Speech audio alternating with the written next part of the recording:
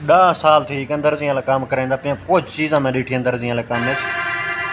हाँ तू हारन डेग ये जरूर थी ना दर्जी नाल अगर तो कोई बंदा 2 सूट डेग बनावने एक आसमानी ते एक ब्लू कलर तो तुम्हारे को टाइम थोड़ा तुसा एक ब्लू कलर बना छोड़ा जिले चावना सी अक्सी यार आसमानी बनावना है जो ब्लू बना सटा तो अक्सी आसमानी बनावना है आसमानी बना सटा तो अक्सी ब्लू बनावना है ये गाहक लाजमी करेंगे। दूजी गाहक जो गाहक पैसे दे के ना वने पे वत दे सा जिस टाइम तो टकर सी उनके पैसे मंगसो आखसी यार मेरा सूट सारा बर्बाद कर सटा वहाँ में सूट ठीक हो सी ये लाजमी थी। तीजी गाल पैसे आवन पोसन तो इतने आसन जो तुम बिल्कुल खर्च करे सो खुले दिल नाल ना आसन तो 5-5 दिहाड़े ना आसन ना लली दुकान तू 100 मांग के पेट्रोल पवा के घर वेना तुम ये ज़रूर थी। चौथी गाल शादी है खुशी है गमी है कोई मसला बन गया तुसा भाई जन गभरू का सूट देवना तुसा नहीं मान सकते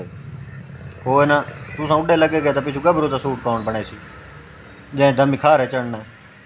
बरात नहीं वे बन सकना जो मर्जी कर सो जेड़े सीखते पे मेरी पर सीखो मैं तो 10 साल लाई बैठा हूँ थका ही काम तो। हाँ छोड़ने वाला जो कोई निज़ाम भी है चलता ना कोई ऐसा कारोबार कढ़न तो सुचेंदा वरना साल थी गए सुचेंदा सुचेंदा छुटता नहीं गिच्ची चू जिवें सिगरेट नहीं गिच्ची चू निकलती है दर्द वाला काम ही हुआ नहीं निकलता बंदा ना काम थी वेंदा बंदा बिल्कुल ना काम थी वेंदा भी काम नहीं कर सकता दर्जियों तो इलावा सिर्फ बाय के कपड़े सी सकता बस वही 10 साल बाद नहीं सी सकता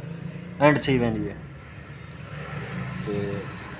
सीखना तो सीखो भाईजान मेरी तुम्हारी मर्जी मेरी मर्जी ना तुम्हारी मर्जी मेरी मर्जी नाल ना सीखो